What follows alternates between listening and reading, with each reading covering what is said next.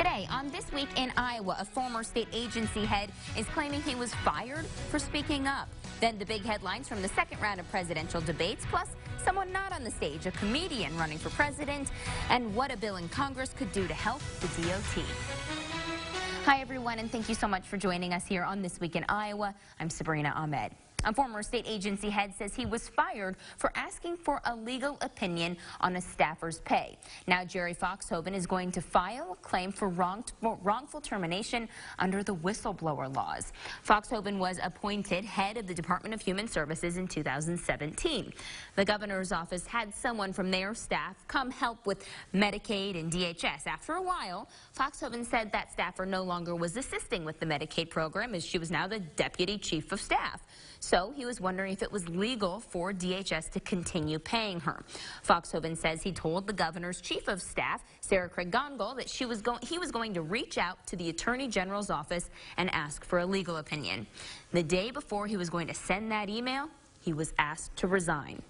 And so they knew I was going to be sending an email to the Attorney General's office on Tuesday. Monday they told me, your position is over, give me your key card and your cell phone, don't go back to your office.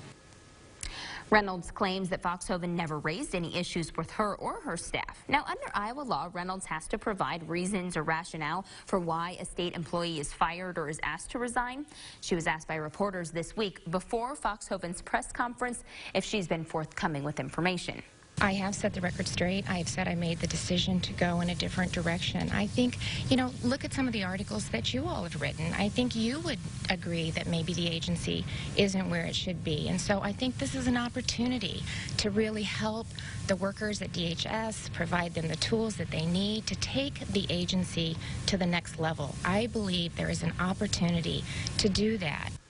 Now, Foxhoven said he was supposed to be that new direction. He also says a special agent from the Office of Inspector General visited his home and asked for an interview after he was asked to resign. The state auditor's office has also interviewed Foxhoven as well. We need to take a short break, but coming up next, the second round of presidential debates is in the books, and Joe Biden, Elizabeth Warren, Bernie Sanders, they all had their moment to shine. We'll analyze both nights next. Local 5 tells the stories that matter to you, including the ones happening at the largest event of the year. Over 125 different animals. It's always a good view of town to see what everybody's doing. From the newest foods and best deals to the can't-miss competitions. How do you make this lemonade? Local 5 has the inside scoop at the Iowa State Fair. Follow us on Facebook and Twitter for digitally exclusive content. Extensive coverage on air and online, because at Local 5, we are Iowa. Local 5 Fairway and the Iowa Cubs want to get you in the game. Here's your chance to be an honorary Fairway Kid Captain at an iCubs game this season. Go to weareiowa.com for details on how you can be the next Kid Captain. Wow, this looks amazing. Can I help you make a few? Sure. You sure? Hi, I'm Derek. Nice to meet you. What's the ultimate dream for your business? We have this hunger project that I give back to the kids to buy food. How long have you had this dream? 10 years. So you're 6 years old, you had the dream for 10 years. That's pretty good. That's someone that knows what they want to do in life. Two Food Network chefs, Kelly and Ben, go spatula to spatula. The very first, Pickler and Ben's Great Biscuit Battle. In the most high-stakes Pickler and Ben cook-off ever, full of twists and turns. Drum roll, please. I'm sorry. This biscuit showdown With a little shrimp cocktail, get it? Presentation is outstanding. Look at that perfect egg. This tastes like comfort at mom's house. leads to a shocking finale. And the winner is Monday morning at 9 on Local 5. All your Bachelor Nation favorites are back in paradise. This is so crazy. It's all the drama. They kissed before they got here. Under the sun. This is real life. Bachelor in Paradise. Tomorrow, 8/7 Central on ABC. From the capital city, you're watching This Week in Iowa with Sabrina Ahmed, getting to the heart of what's happening in Iowa politics. The second round of Democratic presidential debates was held this week in Detroit, Michigan. Voters got to hear from 20 candidates on health care, immigration, racial relations, you name it, they talked about it. Welcome back, everyone. We are getting reaction now on the debate from a local analyst who's also a writer with the Iowa Starting Line. He attended both of the evening's watch parties, and you were there to kind of get some of that real-time reaction. Josh Cook, thank you so much for being with us. Absolutely, thank you. First of all, can you give us your reaction from night one and night two? Just overall, how do you think things went? I think things went pretty good. I think it's a lot of things to get through, and this round of debates we saw the time actually expand, so it went from 2 hours to 3 hours, but that didn't actually lead to more substance in the conversation. I think things got a little muddled down with the time constraints. But I think it was important conversations to be had, and the candidates pushed back and forth a lot on each other, which I think is something that a lot of the voters want to see. You attended watch parties in Winterset both nights with undecided Democratic voters. Correct. What were they saying as some of those punches were being thrown? Here, in reference to the candidates going back and forth with each other? Obviously, the entertainment value of that is very high, and it's an engaging spectacle to watch. But we did hear a lot from candidates. Other than just the watch party I was at, we went over to 2 or 3 more undecided watch parties both nights. And there was a mixed bag of reactions. Some people were excited to see that. Because it's kind of preparation for a debate with Donald Trump. He's obviously not going to take it lightly on any of these candidates. But there also was a lot of people that don't want to see that. They would rather have it be more policy-based than talking about people's records, especially in regard to Joe Biden and bringing up things that happened in, the 1970s, 1980s. We'll get to Joe Biden in a few minutes, but first let's talk about night one. Voters saw Senators Elizabeth Warren and Bernie Sanders defend their more progressive records. So take a listen to what Senator Warren was talking about for her health care reform. Let's be clear about this. We are the Democrats. We are not about trying to take away health care from anyone. That's what the Republicans are trying to do. And we should stop using Republican talking points in order to talk with each other about how to best provide that health care. So, Josh, how do you think Senator Warren's message came across through that or throughout the entire evening? I think her and Senator Sanders did a good job kind of having each other's back. Obviously, they are representing that more progressive wing of the party.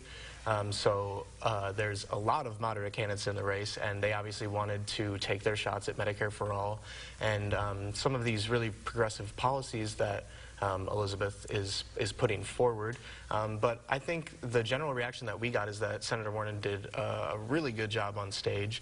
She was able to her credit, navigate that really well and stay out of a lot of that and avoid criticism in a way that we didn't see with Bernie. A lot of people came directly after Bernie. People didn't really do that with Senator Warren. And I think people liked what they saw. She seemed to have gotten her points across well, and I think people heard what they wanted to hear from her, and really importantly, saw the temperament that they wanted to see from her.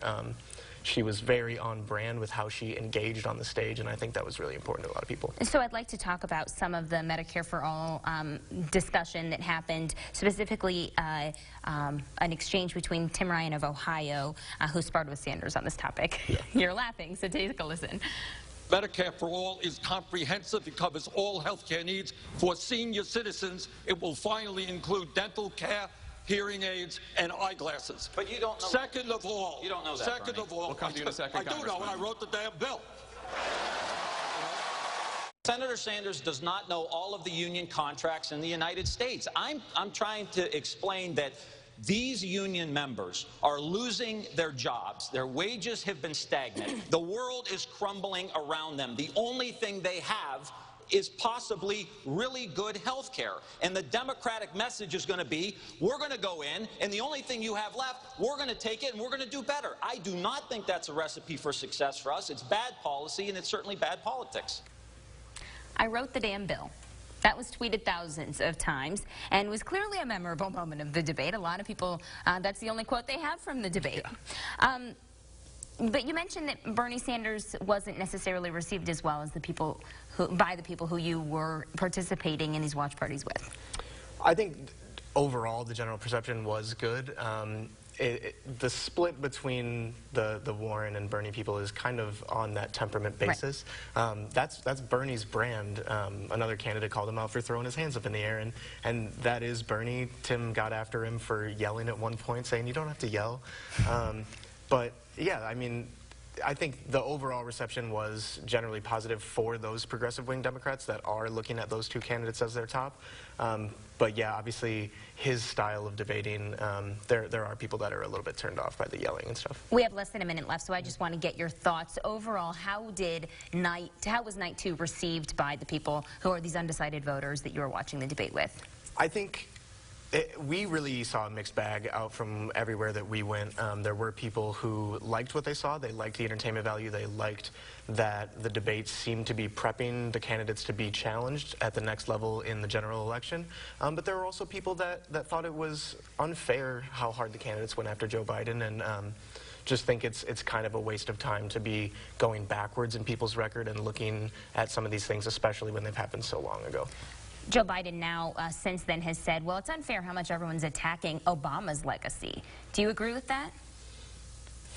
You're asking me personally? I don't. Just do you think other people agree with that? Did you get that feeling from the other voters who you were talking to? I think the moment with Cory Booker struck a lot of chords with people. He called him out for saying you can't have it both ways, and I think that's kind of how a lot of people feel, is that if you're going to name drop Barack Obama and your time with him in the office so much, you do also need to be ready to be held accountable and get questions on the things that people didn't like about that administration. Josh Cook, thank you so much for your time. We really appreciate you being here. Thanks for having me on. We'll take a short break, everyone. We'll be right back. I drive up, I bring people Dish. I love it. Why? Because what I bring makes people go, whoa. Over 80,000 on-demand movies and shows. A voice remote that leaves them speechless. Live TV streamed instantly. And it's all getting us some pretty big awards, but my reward is that moment when I let them drive. Wow. Ranked #1 in customer satisfaction. Dish. Tuned into you. Our son Arjun was 6 weeks old and already had his first intestinal surgery when he was diagnosed with cystic fibrosis. CF is a rare, genetic, life-shortening disease that affects every organ in the body and makes breathing difficult. At age 3.5, Arjun looks completely normal, but on his belly are scars from being in the operating room 9 times, which can be a reminder of our family's daily fight to extend his life.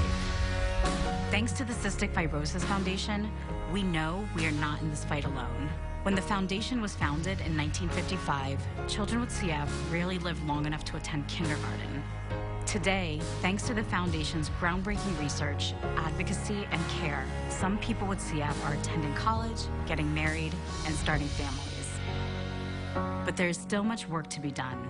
Until CF stands for Cure Found, for all people with CF, including those like my son Arjun, we will not stop. Help us add tomorrows. Visit cff.org today. Let's play. From the outlaws. I think we know how this is going to go. To the warriors. Nobody can dispute the rightness of what we're doing. And every heart-pounding, smoke and barrel, hot pursuit, and powerhouse punch in between. Sometimes you got to go for it. Ante up, kick in like men. Like men! It all is. We ain't seen bad yet. On Grit Television with Backbone. Welcome back. Ben Gleib is a comedian and an activist. He lives in Los Angeles and is running for president. He says he's running for only one reason, and that is to defeat President Trump. I sat down with him this week. He is a monster that is eroding the values that this nation stands for and is trying to use every bit of his very vast power to divide and to disturb and to weaken the unity that our country is known for, and that is one of our greatest strengths. He is the most self-interested, corrupt, treasonous, lying, greedy human being I've ever seen, let alone politician, let alone leader, let alone president of the greatest nation on earth. And it's a complete mismatch, and it's disgusting that he's our president, and he has to be stopped at all costs. And so I decided to upend my life and throw my hat into the ring because I'm totally unconvinced that any of the 24 other Democrats running, while they may have a great resume, they do not have the skills to stop the greatest heckler in political history. And the most surefire way to stop a heckler is with a comedian. I've never lost to a heckler in my life. I'm not about to start now. Not only are you not on the debate stage, but you aren't able to make your voice heard. So, number one, how do you combat that lack of visibility? And how do you make people understand that you're serious? Well, I'm not on the debate stage, sitting there in a polished TV studio. I'm here instead in Iowa, in a coffee house, talking with you on This Week in Iowa. So I feel like that's pretty darn good exposure in the state that matters most in our presidential politics. So I feel like that's a pretty good way to convey the seriousness of my campaign. And how to explain to people that I'm qualified? It's simple. You just have to look at my life history, read the Meet the Candidates page at Glebe2020.com, and it's clear how much I've cared about this country my whole adult life. And it's clear the things that I've done as not just a comedian and TV host, but an activist and an entrepreneur to try to improve our country, and that I have the skills necessary to be our commander-in-chief. In my life, I have started a small business that I ran for 15 years, and then I sold it to a nice profit. I created an event in just this last November called the Telethon for America, where I partnered with Michelle Obama's When We All Vote organization.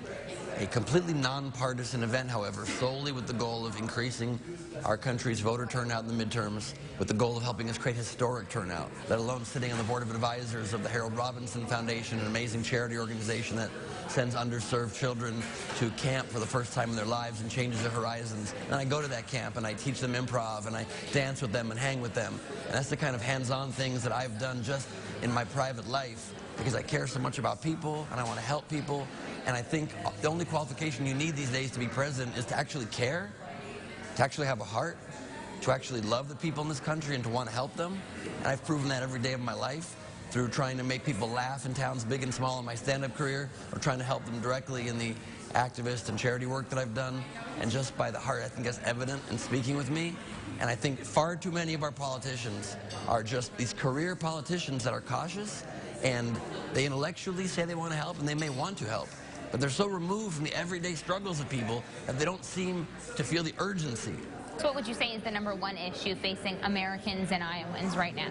The number one issue facing us right now is absolutely Donald Trump, because he's an existential threat to our entire democracy, to all that we hold dear, to the very concept of freedom, really, because when you're under the leadership of an authoritarian person who only cares about himself and tries his best to diminish the press and to divide a country along racial lines, it is so dangerous. And we have so many other problems like climate change that must be tackled urgently, like taking our democracy back and our voice as Americans that is being diminished every single day by a man that is trying to marginalize us.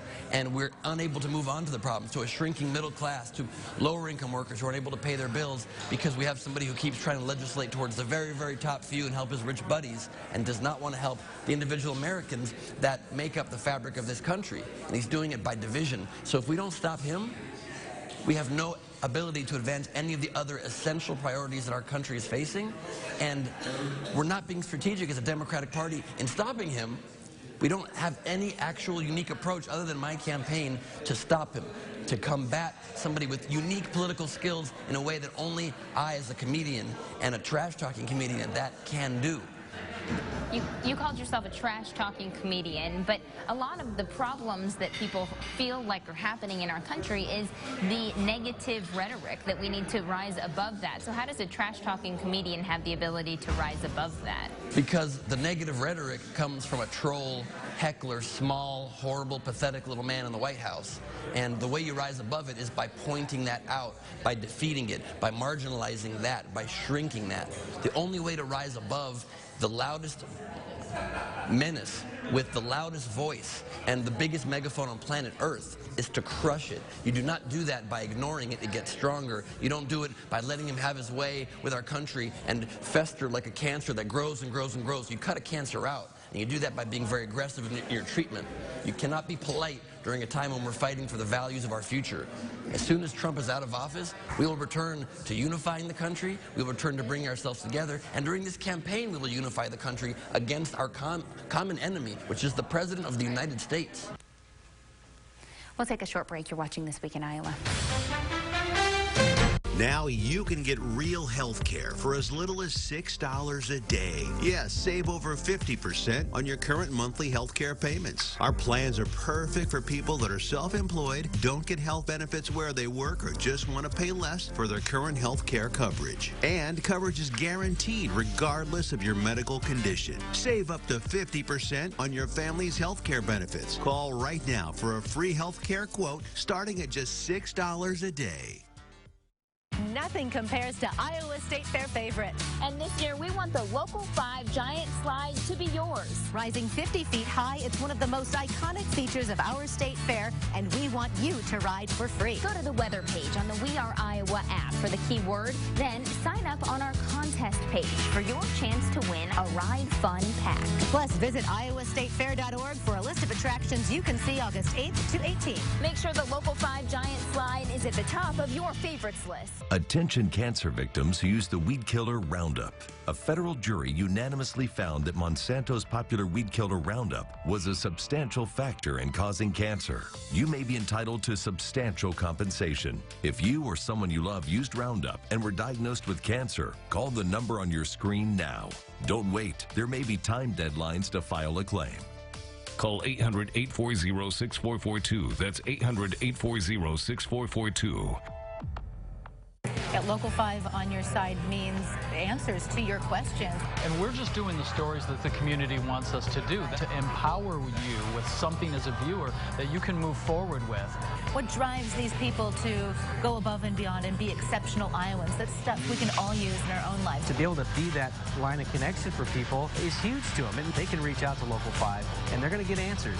We are Iowa, and it's everything to me.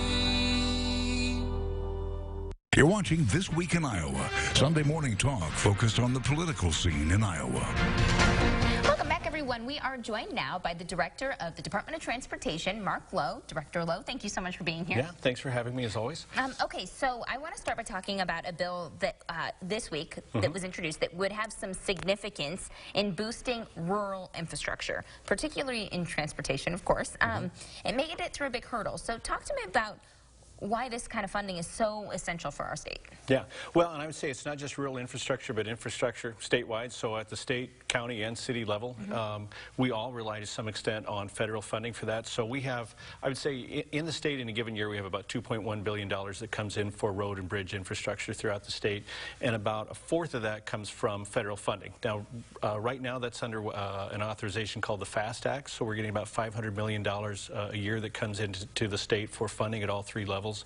But that expires September 30, 2020. And so what happened this week would be a reauthorization of federal funding for road and bridge infrastructure in every state in the country, including Iowa.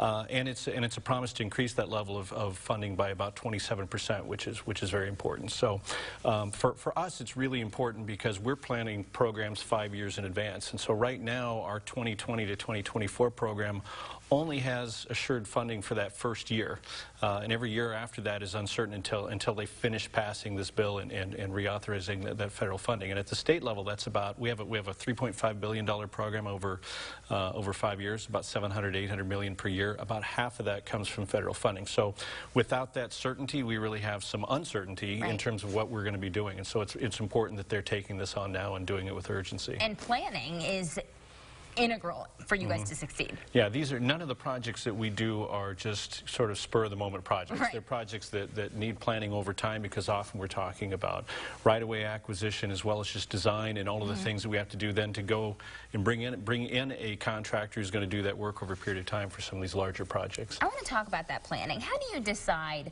what bridges in rural Iowa are going to make it and which ones you're not going to improve? What roads how do you decide what roads are important and which ones aren't? department. Yeah. So one thing I want to point out real quick is from the Department of Transportation standpoint, we're focusing on what's called the primary system. So those are the state and federal roads and bridges that are in the state.